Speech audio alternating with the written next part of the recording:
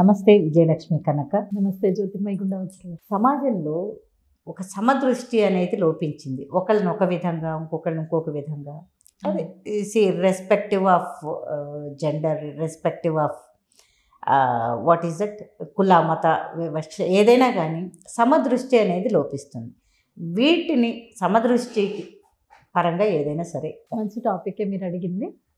So దాని గురించి సమదృష్టి గురించి నేను ఒక చిన్న కథ చెప్తాను. కథలాగా అయితే మీకు బాగా అర్థమవుతుంది. ప్లీజ్. సో ఒక అడవి, ఆ అడవిలో చెట్టు నిండా పళ్ళు ఉన్నటువంటి ఒక మామిడి చెట్టు బాగా విరగ్గాసింది.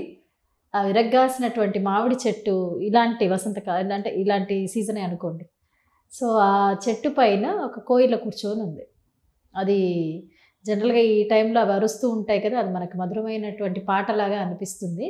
సో అది అలా మామిడి విరగగాసిన మామిడి చెట్టు కాదు, లేలేత చిగుర్లు తిని అది అరుస్తుంది జనరల్గా. కాకపోతే ఆ చెట్టు మీద ఒక కోయిల్ ఉందన్నమాట. సో ఈ కథ అన్నాను కదా, మరి ఎగ్జాంపుల్కి కథ ఇది. బాగా కాపు వచ్చింది దానికి, ఆ చెట్టుకి. సో ఆ పళ్ళు తినడానికి ఈ కోయిల అక్కడే ఉంది ఆ చెట్టు మీద. అంటే మనకి పూత వచ్చినప్పటి నుంచి అవి స్టార్ట్ చేస్తాయి కదా ఇగుర్లు తినడము, అరవడం. జనరల్గా ఇగురు తినేసి గొంతు పట్టేస్తే అరుస్తాయి నీళ్ళ కోసం అన్నట్టు. అది మనకు ఒక పాటలాగా కమ్మగా అనిపిస్తుంది. అది వేరే విషయం. అయితే ఇది చెట్టు మీద కూర్చొని బాగా విరవిగిపోతుంది అనమాట. అంటే నా గొంతు ఎంత బాగుంటుంది, అందరు నన్ను భలే మెచ్చుకుంటారు, నా పాట బ్రహ్మాండంగా ఎంజాయ్ చేస్తారు అని చెప్పేసి ఆ చెట్టు పైన కూర్చొని ఉంది. ఈ మామిడికాయలు తినటానికి ఇంకొక పక్షి వచ్చింది. అదేంటి అంటే రామచిలుక, చిలకమ్మ వచ్చింది.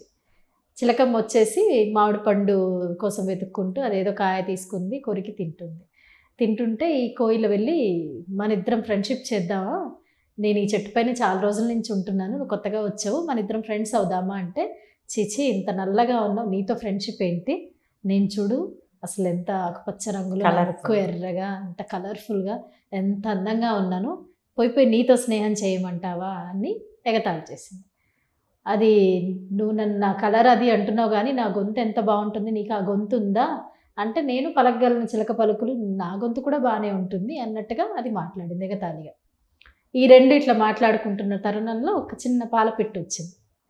పాలపిట్ట అది మరి బుజ్జిది కదా, అది వచ్చి అది కూడా ఏదో తిందాం అన్నట్టుగా కూర్చుంది అనమాట. కూర్చుంటే ఈ రెండు కలిసి, నువ్వు అసలు నీకు అర్హత లేదు ఈ చెట్టుపైకి రావటానికి అని రెండు తరమడానికి ట్రై చేశాయి. ఎందుకు అర్హత లేదు, నేను పక్షినే కదా, ఏమైంది, నేను అందమైన పక్షినే, నేను కూర్చుంటాను ఇక్కడే ఈ చెట్టు మీద అన్నట్టుగా అది కూర్చుంది. అది కాస్త అలిగినట్టుగా మొహం పెట్టుకొని ఈ రెండు తరమడానికి ట్రై చేసాయి అన్నట్టు కూర్చుంది. అంతలోపు ఒక నెమలు వచ్చింది అక్కడికి. నెమలు వస్తే ఈ పాలపిట్ట, ఏమైంది అలా ఉన్నావు అంటే, ఈ రెండు నన్ను ఇక్కడి నుంచి వెళ్ళిపోమంటున్నాయి, తిన గొంతు బాగుంటుందట, తిన అందంగా ఉందట, నేను అందంగా లేను, నాకు అందమైన గొంతు లేదని నన్ను వెళ్ళిపోమంటున్నారు అంటే, అసలు మీ అందరికన్నా నేను కదా అందగత్తెని, నేను ఒక్కసారి పురి విప్పానంటే అలా వెళ్ళే వాళ్ళు కూడా ఆగి చూడవలసిందే, అంత అందం నాది, అసలు ఒక్కొక్క ఈక చూసారా ఎంత అందంగా రూపొందించాడో దేవుడు, రంగు అంటే మనకి 4 కలర్స్ ఉంటాయి కదా, సో అంత అందమైన డిజైన్, అందమైన కలర్, అసలు అందం అంటే నాది, నేను పురివిప్పి నాట్యం చేస్తే ఇంకంతే, అందరూ ఆగిపోవాల్సింది అన్నట్టుగా నెమలి చెప్పింది.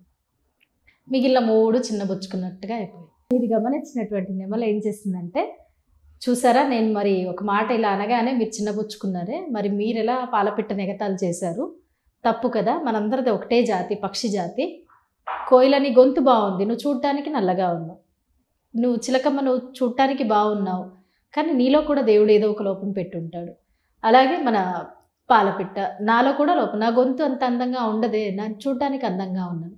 సో ప్రతిదానికి మనం పక్షులమైనప్పటికీ కూడా పక్షి జాతి మనది, కానీ ఒక్కొక్కరిలో ఒక సుగుణం ఉంది.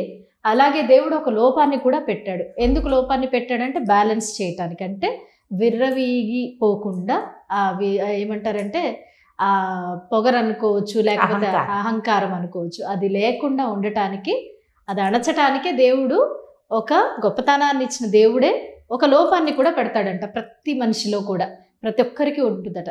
సో మనము ఎదుటివాడిని కించపరిచే ముందు మనలో ఏం లోపం ఉంది అనేది గుర్తించుకొని, అసలు అది ఉంది కదా, మనం అణిగిమణిగి ఉండాలి అనేది దేవుడి ఆకాంక్ష. కాబట్టి ముందు ఎదుటివాడిని ఎగతాళి చేసి వాడిలో ఉన్నటువంటి అవలక్షణాన్ని చూపించే ముందు మనలో ఏం అవలక్షణం ఉందో చూసుకొని దాన్ని ఎట్లా కరెక్ట్ చేసుకోవాలని ట్రై చేయడం అనేది మంచి పద్ధతి. సో అలా అందరం కలిసిమెలిసి ఉండాలి. నేను గొప్ప, నువ్వు గొప్ప, లేకపోతే వీళ్ళు గొప్ప అలా ఏమీ లేదు. మనందరిది ఒకటే జాతి, పక్షి జాతి. అందరం కలిసిమెలిసి ఉందామని నీతి చెప్పిందంట నెమలి. మరి మనం అందరం మానవ జాతే కదా, వివక్షలు ఎందుకు కదా, వివక్ష అవసరమే లేదు. సో ప్రతి ఒక్కరిలో ఒక నైపుణ్యం ఉంటుంది. నైపుణ్యం ఎవరి సొత్తు కాదు. ప్రతి ఒక్కరికి ఏదో ఒక స్కిల్ ఉంటుంది, టాలెంట్. నిజానికి యూనివర్స్లో ప్రతి మనిషి కూడా యూనిక్. మీరున్నట్టు నేనుండను, నేనున్నట్టు ఇంకొకళ్ళు ఉండరు. ప్రతి ఒక్కరికి కూడా ఏదో ఒక యూనిక్ క్వాలిటీ ఉంటుంది, దేవుడు ఇస్తాడంట. సో ఆ యూనిక్ క్వాలిటీ ఏంటి, దాన్ని గుర్తించగలగాలి. మన నైపుణ్యం, స్కిల్ ఎక్కడ ఉంది, దాన్ని గుర్తించడమే మన పని.